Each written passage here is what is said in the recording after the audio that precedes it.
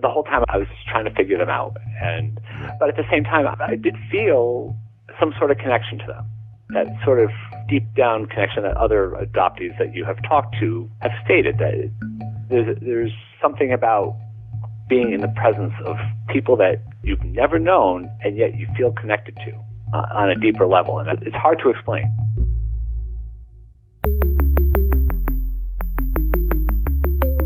Who am I? Who am I? Who am I? Who am I? Who am I? Who am I? Who am I? This is Who Am I, Really? A podcast about adoptees that have located and connected with their biological family members. I'm Damon Davis, and today you'll hear Jonathan's journey. He admits that adoption was always part of his story, and he was never made to feel special or different. But after his adopted sister sought out her biological family for medical information, Jonathan decided it was time for his search to begin too. What he found was such a great likeness to his paternal side that it worked against him in meeting his biological mother, who might not have been mentally strong enough to see the face of the young man she used to know on her adult biological son. This is Jonathan's journey.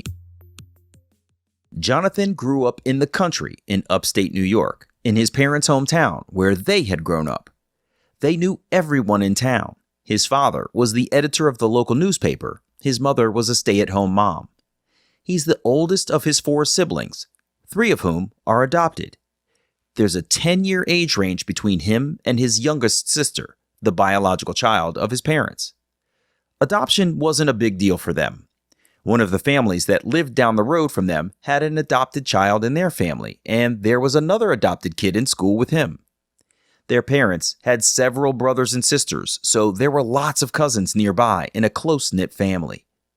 Jonathan said that his siblings, including his youngest sister, kinda looked alike, with blonde hair and blue eyes, despite their parents having brown hair and brown eyes. In fact, some folks have told him that he and his youngest sister even have some physical similarities. In this well-adjusted family life, Jonathan didn't really have a desire to search for his biological family. He was curious about his birth mother, but it was mostly a fleeting thought that passed fairly quickly. I think part of that is that we always knew that we were adopted. We were told at a very young age. My parents had a book that they would read to us. And usually it was because we had pulled it off the bookshelf, not because they had. But the book just talked about adoption, and the thing that stuck with me is at the beginning of the book, it talked about my birth mother. Not mine, per se, but Birth mothers. It was a general, like a general adoption storybook, it sounds like. A general adoption story, yes. Uh-huh. And it basically just said that your birth mother couldn't take care of you, and so your parents adopted you. And it was very matter of fact. It didn't pass judgment. It didn't make a big deal of my parents adopting me either. The book didn't say, "Oh, you were chosen," and how special that is. It didn't do that. It just was matter of fact. Your birth mother couldn't take care of you. Your adoptive parents adopted you, and they're going to teach you all these things. And I just never had a burning curiosity to search. And my siblings didn't seem to either. We could talk about adoption, and we did. I remember sitting around the dinner table, and we were all asking about ethnic or cultural backgrounds, and my parents did have that information and shared it with us, and that's as far as it went. And then the conversation would veer off into what we did at school. It wasn't anything we couldn't talk about. In the 1990s, Jonathan's sister had a medical issue that prompted her to seek her non-identifying information, and she thought perhaps Jonathan and their brother should do the same. Years later, in 2018, his sister called one night to share that she had started her search for her biological mother. Jonathan characterized his sister as someone who is comfortable with who she is, so she was the last person he thought would embark on a reunion search. She was in contact with a distant cousin who was helping his sister as best she could. Her search made Jonathan think to himself that he should start searching right away. His non-identifying information had revealed that his birth mother was 29, his birth father was 39, and his birth father was married with 2 children. In 2018, his birth mother would have been nearly 80 years old, his birth father nearly 90, so there was no time to waste if he wanted to make connections with them. One day at his sister's house, an ad came on TV for ancestry DNA kits, so he ordered one for himself. The kit arrived, sat on his kitchen counter for a week, then he finally submitted his sample. Jonathan's results were returned pretty quickly, highlighting a first cousin and another close relative match. The first cousin match was somebody who was active on the Ancestry DNA site. So as soon as I got my results, I put a message together and sent it off to her, telling her briefly my story and explaining the uncomfortable birth order. And she wrote back to me the next day and she said, well, I'm not quite sure who I would connect you with, but let me put you in touch with my nephew. He might have a better sense. And so I talked to her nephew, my cousin. While we were talking, he texted his sister, and his sister was able to put two and two together and figure out that we were working with the paternal side of my family. And she figured out who my birth father was. And she then contacted my half-brother, who is the youngest of four of us. I'm third in the birth order. And she arranged for the two of us to have a conversation by phone, and we did. And it was a rather matter-of-fact call. He was surprised by this information, but he told me about my birth father and, told me where he grew up and where they grew up and his occupation and what he was like. And he painted a picture of my birth father that others have said as well. It wasn't a perfect person, but he was okay. So then... Was your birth father alive still? No, he passed away, I think, in 1999. So anyway, so my half-brother contacted my two half-sisters who are older than me, and I got a friend request from the younger of the two. I accepted it, and she sent me a message, and she said, well, I hear you're my half-brother. I don't like change, so it's going to take a little getting used to, but why don't we talk next week? Now, on my Facebook page, I had a picture of me just looking straight on, like no other people in the picture. It was just me. So that if anybody was looking for my page on Facebook, they could maybe connect me physically with somebody. So my sister had seen my picture. Well, she was cleaning house that weekend, and she sent me a text of the wedding photo of my birth father and his wife. And I looked just like my birth father. Same facial structure, same ears. Wow. So such similarity, but I actually looked the most like him of the four of us. That's crazy. Really? Yeah. So then the following week, she and I talked, and we had a nice conversation. And so I should back up a little bit by saying that when I made the contact with my first cousin, when I got my DNA results, after she said to me, well, I'm not quite sure who to connect you to, why don't you come to the family reunion at the end of July? Now, this was, I think, late April or May. I just sort of put her off on that. I was like, yeah, maybe it's too soon. Right. And like, hey, maybe I need to figure out who I fit in with, because I'm not just going to show up. Here I am. Yeah. Parachute into this thing where there's a whole existing family dynamic and you're the new guy. Yeah. Yeah. Somebody claimed me, but in the conversation with my half-sister, she did invite me to come. And I said yes. Jonathan was in contact with his younger half-brother and his half-sister, the middle child in his paternal family. But he hadn't been introduced to his older sister yet, and he detected that she might not be as accepting of his emergence. It wasn't explicitly stated per se, but a feeling Jonathan got. He identified his older sister's Facebook page, but Jonathan didn't send a friend request. Then, a week before the family reunion, the woman sent him a Facebook friend request, which he accepted. They didn't have an online conversation, they just connected. The reunion was being held 6 hours from his home south of Syracuse, New York, so Jonathan drove halfway there to his own adopted sister's house to spend the night. The next day, he drove the final 3 hours alone to his paternal sister's house before the reunion. He said he wanted to make sure he had his own vehicle there, so if things went poorly, he had the freedom to bail out. The brother, who lives in the South, didn't attend the family reunion that year, so the day of the event, Jonathan drove to his middle sister's home to meet her and their oldest sister. And I got out of the car, and I was met with open arms and hugs and smiles, and so nice to meet you. And it was really a very nice experience. Wow. Because, given the fact that I'm third in line, they clearly know why. Right. I'm on the scene, and that it's not flattering to our father. But I think the fact that he was deceased made that easier. So we were chatting for a little while, and my older sister pulled me aside. She actually pulled me behind the garage to have a private conversation. And she told me that her mother had had a conversation with her and said, someday another sibling might show up. And basically told my sister that our father had had an affair and it had gone on for a while. And during this conversation, my sister told me what street they lived on. And I knew from census records that knowing a street name is helpful. Right, right. So I tucked away that street name.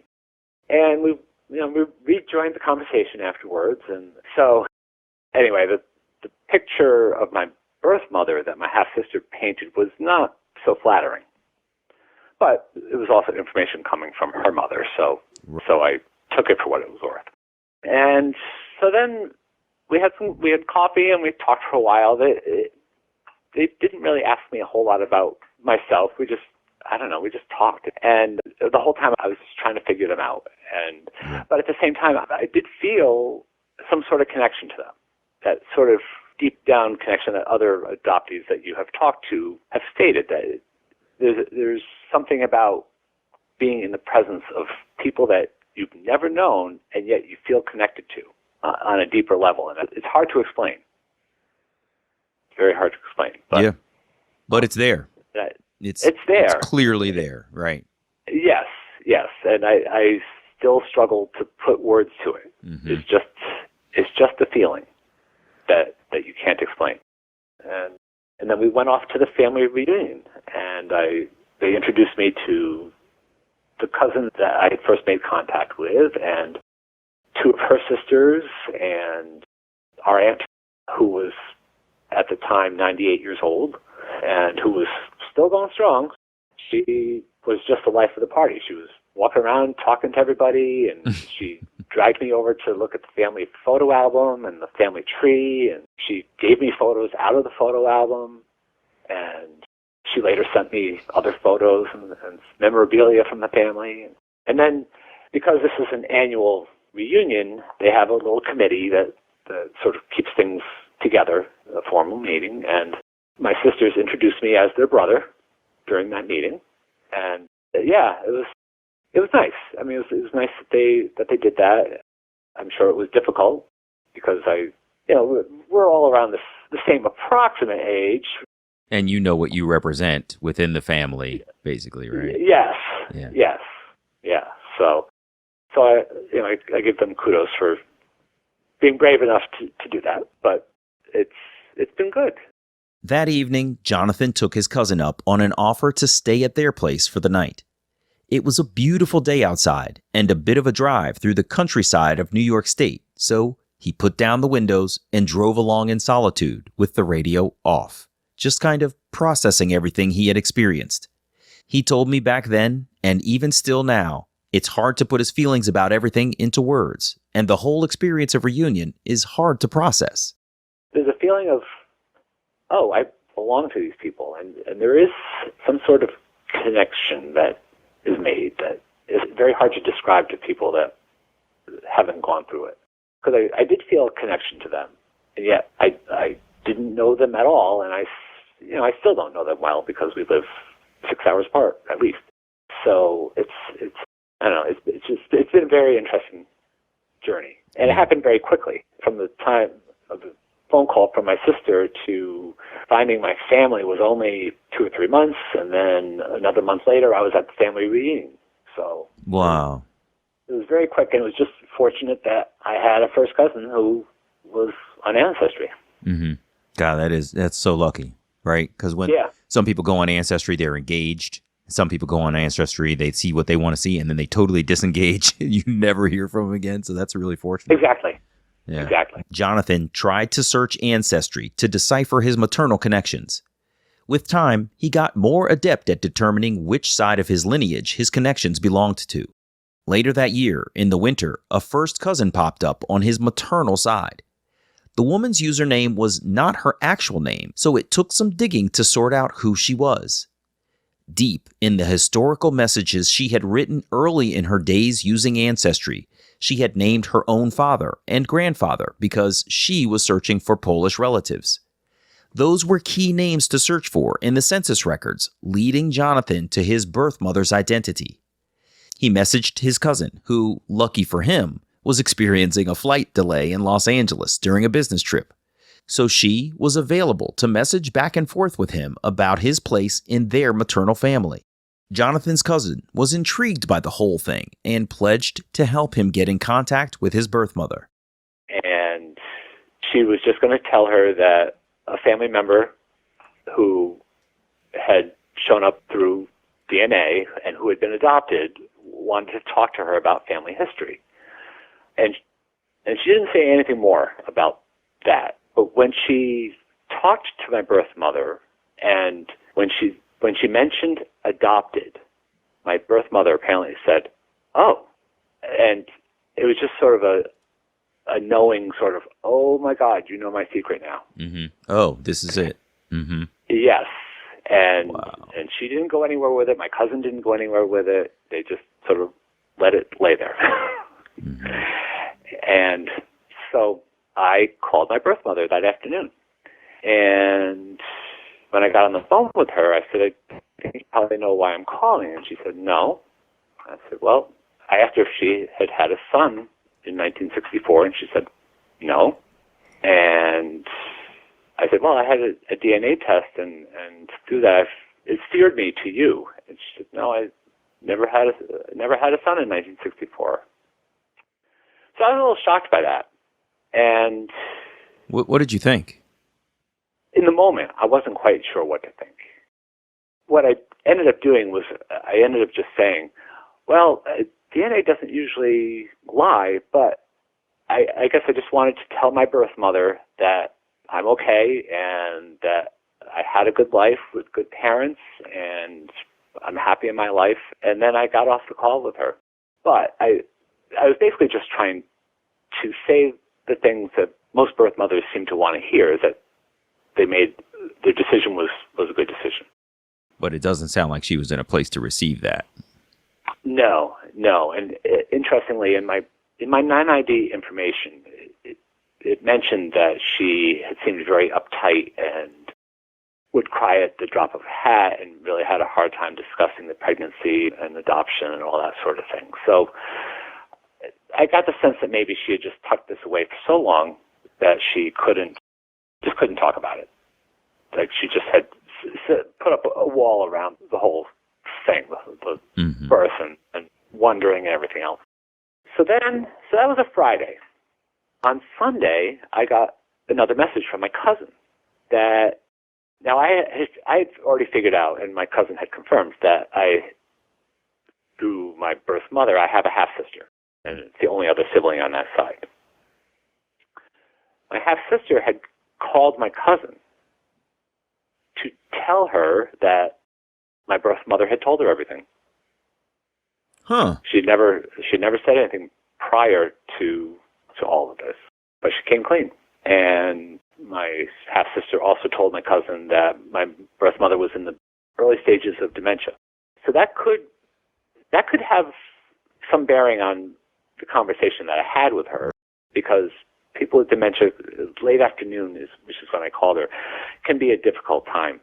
Yeah. So I had that experience with my own mother. So I Yeah. noticed that if I called her, my adoptive mother, if I called her Mhm. first thing in the morning, I could have a relatively good conversation with her.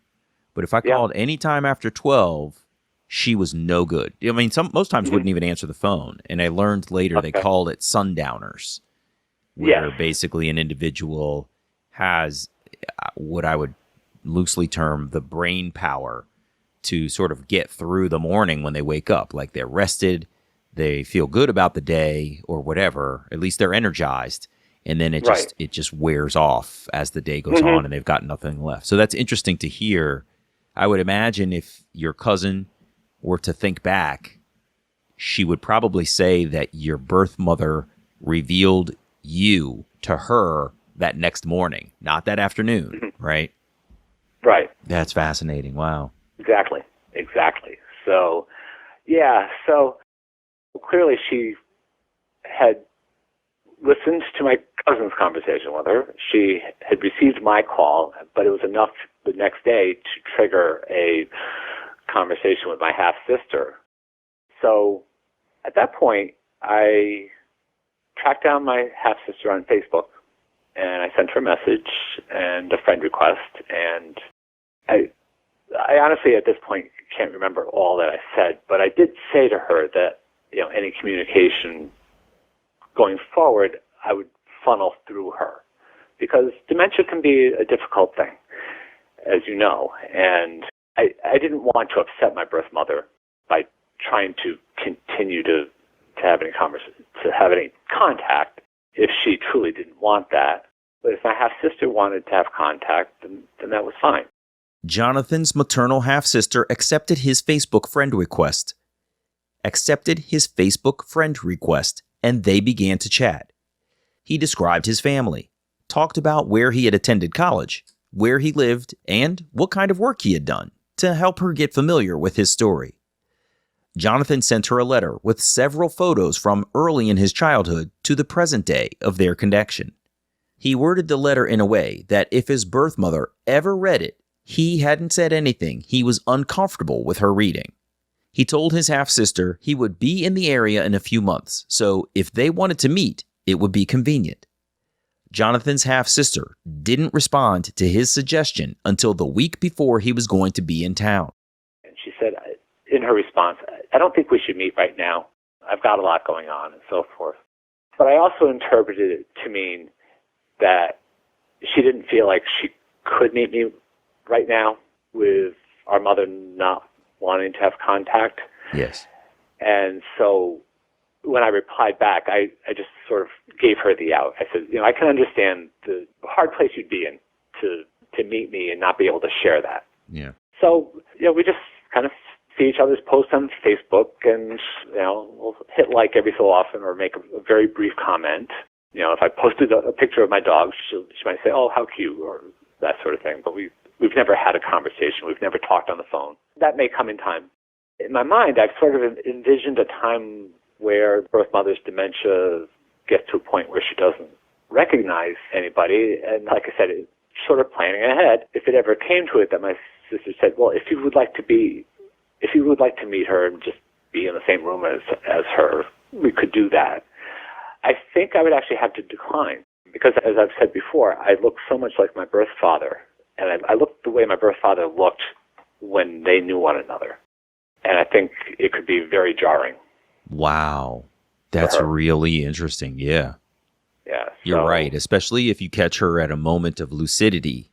That could be a shock. Right. And you could literally be mistaken for him almost if, depending upon how her mind is working right now. That's really fascinating. Yeah. Huh. Yeah. And that I think would be so upsetting. I can't imagine. I mean, with dementia care, you just try to make things good for people. That's right. There's no need to upset the apple cart. That's right.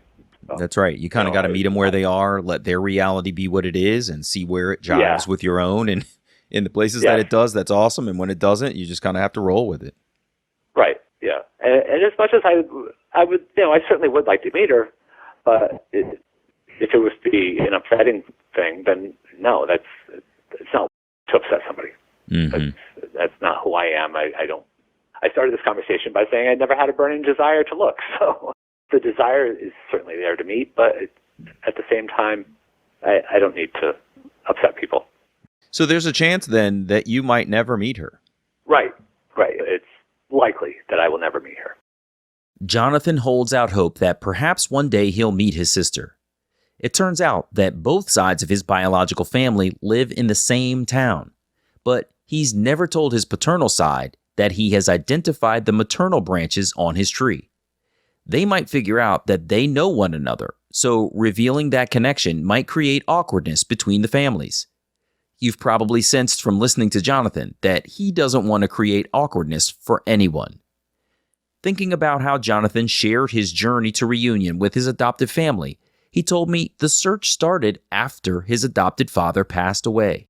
I think he would have told me that he was okay with the search.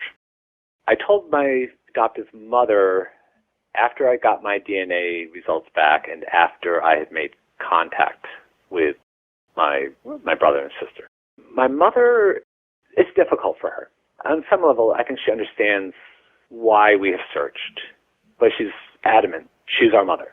And I have reassured her on a couple of occasions that, of course she is. She's mom. She is the person that raised us. That doesn't ever change. That cannot change. It will not change.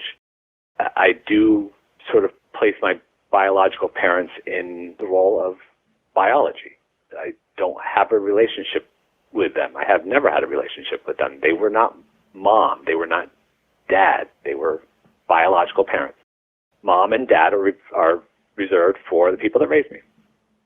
And to that end, my mother has said to me that if it can be arranged, she would like to meet my half-sisters.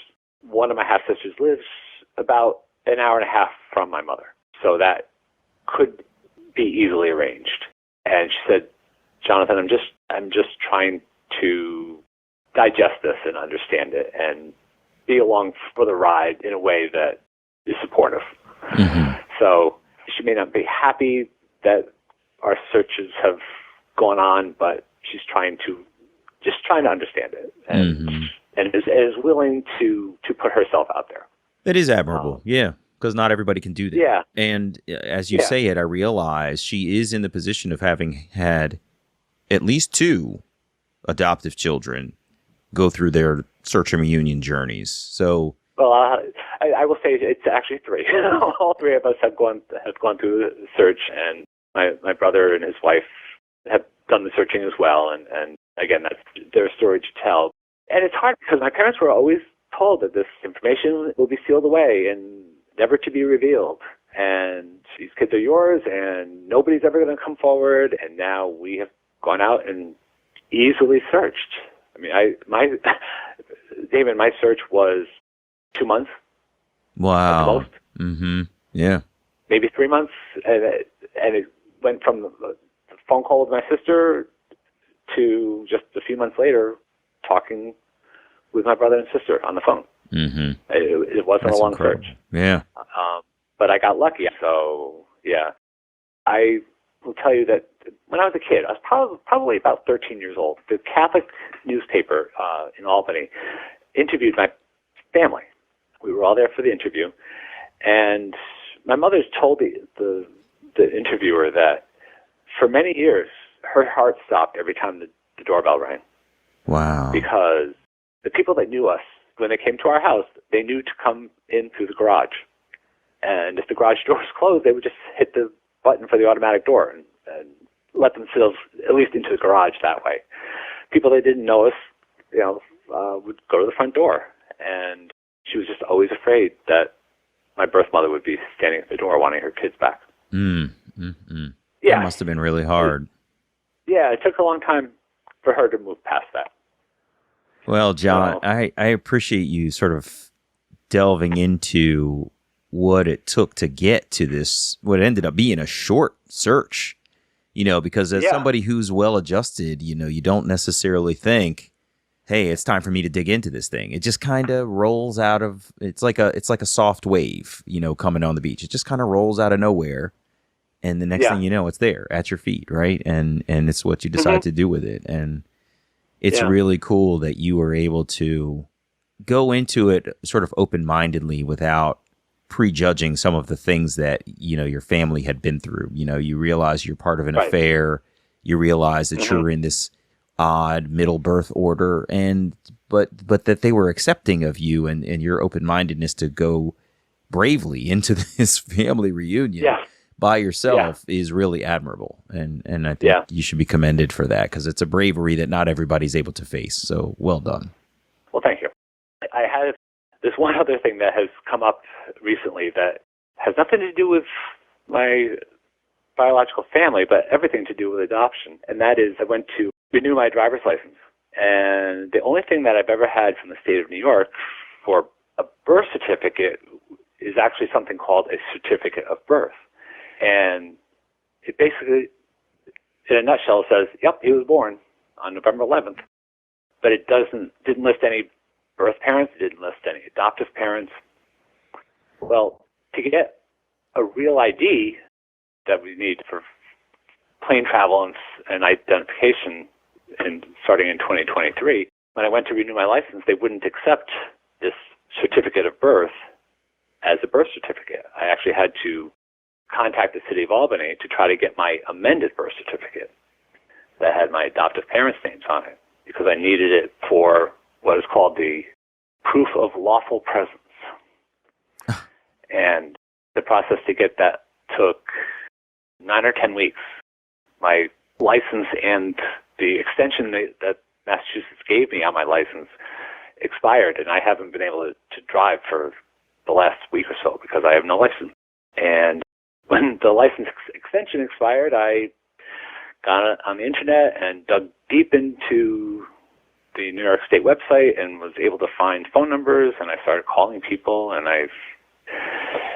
in a nutshell, I think I somehow managed to get my request for my birth certificate moved to the top of the pile, because I think they might have figured, well, if he dug that deep to try to find us, well, he'll keep checking back. And so I did receive my amended birth certificate yesterday, and this Monday I will go and get my license renewed. Wow, you got it yesterday? That's really cool. Yeah. Because when I was finally able to speak to somebody, she said, well, it could be another 8 weeks or so. That would have been a hard time. Yeah, for sure. So, yeah, I encourage everybody who was adopted to make sure you have your amended birth certificate that lists your parents' names, because you absolutely need that to get a real ID. That is so fascinating. What an odd complexity Real ID has introduced that was unanticipated, right? You're right. That makes it super challenging for a whole gang of people. There are states where they're probably implementing Real ID, but also have not opened birth records, and they continue to be sealed, which creates a tenuous situation for anybody in one that was similar to yours. So I feel for someone who, just wants to do the right thing, but the law is actually preventing them from proceeding through the proper channels. That's crazy. Yeah, and the thing is, my amended birth certificate has existed since my adoption was finalized. It was just never forwarded to my parents. It was sitting there. They just had to find it, make a copy, put a seal on it, and get it out to me. But that's great. Why that never happened back in 1966 when my adoption was finalized, I don't know. Yeah. Fascinating. Wow. Jonathan, I appreciate it, man. Thank you again. This has been great. All right, man. You take care. All the best, all right? Okay, Damon. Thank you. Bye-bye. Goodbye. Hey, it's me.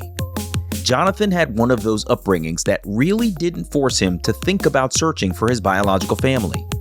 But as he admitted, the search was so easy because he was lucky that he had relatives on the Ancestry platform already. He said two things that were almost in conflict with one another. One, that he looks so much like his birth father. And two, with such a strong resemblance to the man, his appearance in the presence of his birth mother might be jarring for her in her fragile mental state because he looked so much like the man she knew years before. I've heard a lot of reasons why adopted people might not choose to or might not get to meet their biological parents, but never anything quite like that. It strikes me as a cruel irony in Jonathan's reunion. I'm Damon Davis, and I hope you found something in Jonathan's journey that inspired you, validates your feelings about wanting to search, or motivates you to have the strength along your journey to learn. Who am I, really? If you would like to share your adoption journey and your attempt to connect with your biological family, please visit whoamireallypodcast.com/share. You can follow the show at facebook.com/WAIReally. If the show is meaningful to you, you can support me with a contribution to keep it going on patreon.com/WAIReally. Please subscribe to Who Am I Really on Apple Podcasts, Google Play, or wherever you get your podcasts. It would mean so much to me if you took a moment to leave a 5-star rating there. Those ratings can help others to find the podcast too. And you can check out the story of my adoption journey, Who Am I Really? An Adoptee Memoir, on Amazon.com. I hope you'll add my story to your reading list.